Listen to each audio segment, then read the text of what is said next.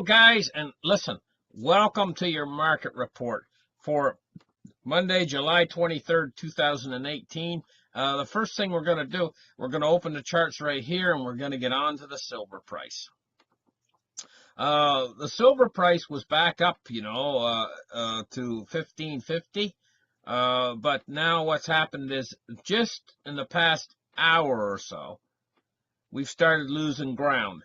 We're down 16 cents on the day so far. We're back down to $15.35. So silver has been struggling lately.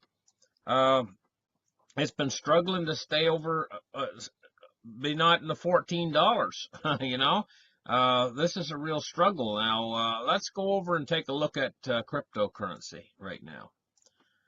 7,700, well, we got to go to Bitstamp here. $7,725 right now as we speak. 77.26 actually. We're going to go to the 1 minute. Take a look right close up. So she's jumping right now in price. She's moving upwards while we speak. 77.28 right now. And here's the thing. It went up to the 7,500 range, which is roughly more or less where it is right now. This is what I expected. I still think that cryptocurrency is in making bottoms. And so I'm still expecting another buying opportunity coming up. It could go as high as 8,000 or maybe even 8,500, before it turns back over and presents another buying opportunity for us. These buying opportunities are limited now at this point. We're only going to get so many of them. Now, I'm going to tell you when I plan on buying, and I'm looking forward to it in a few more days or maybe another week or something, find another buying opportunity. What I'm doing is I'm cost averaging. Every time it goes lower, if it goes lower, who knows how low it might go.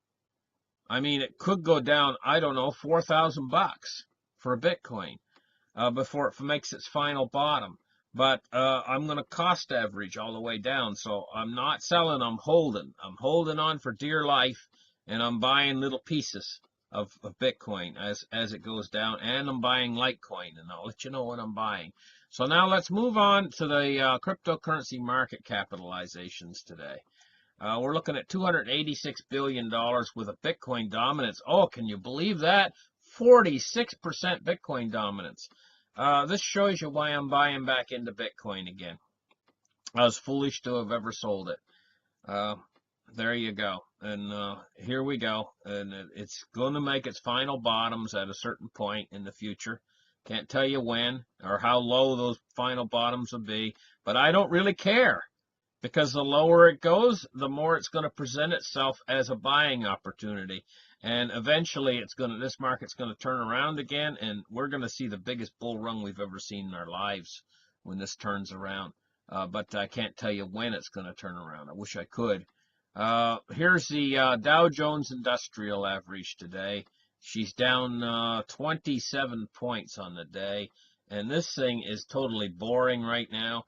The reason why it's boring is because the bond market has been boring lately. It hasn't been going anywhere, but it's starting to move. It's starting to move, and so this stock market's going to cease being boring pretty soon. The boring's going to end pretty soon with the stock market. We're in for some fireworks, I think. Anyway, let's move on to crude oil price today, $69.09.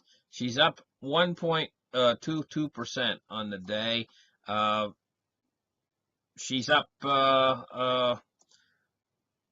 she's starting to move up a little bit again. If we go out and take a look at the longer term chart, take a look at, say, 3 months here, we can see that here was that downswing we had, and now we're going back up again. And so we'll have to wait and see what happens with crude oil, but eventually, 2 years out from now, I'm expecting $200 price instead of $69. Does that tell you something? 2 years from now, I'm expecting a $200 price on crude oil. Now, can you imagine what you're going to be paying at the pumps? So do not go out and buy that big SUV that takes a lot of gas right now. go and buy a little car with a little tiny 4-cylinder engine, that's easy on gas, because you're going to need it.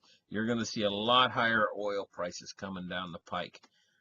Bonds and rates today. Here's what I mean. She's starting to move. She's finally starting to move.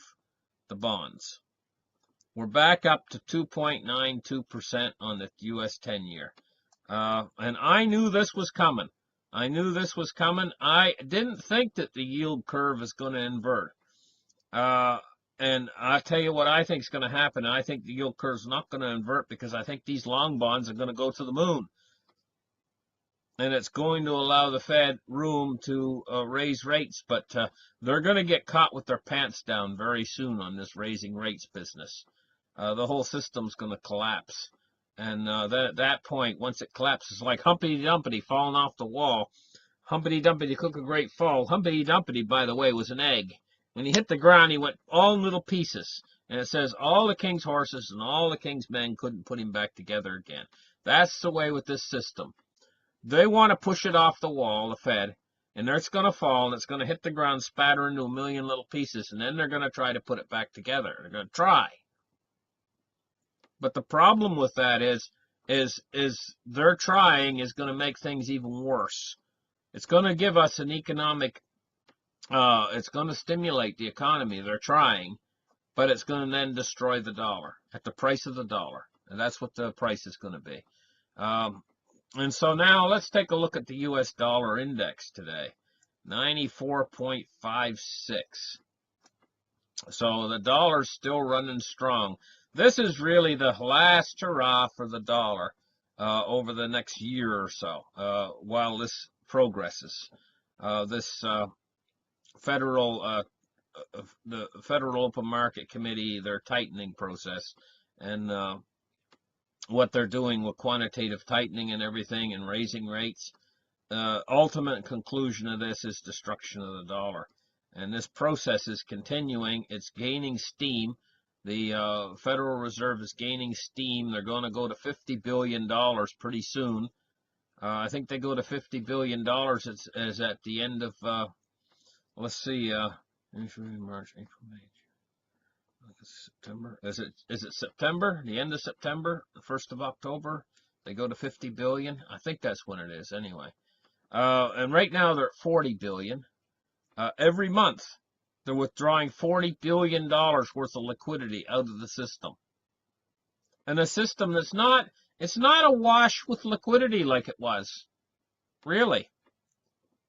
These corporate buybacks are going to come to a sudden end, and these buying of all these bonds is going to come to a sudden end. We're going to see bond prices spike pretty soon. I've been expecting this, and it looks like the move might have just started right now. So listen, this has been a quite short market report. Thank you guys for tuning in, and we'll catch you on Tuesday. Bye-bye for now, guys.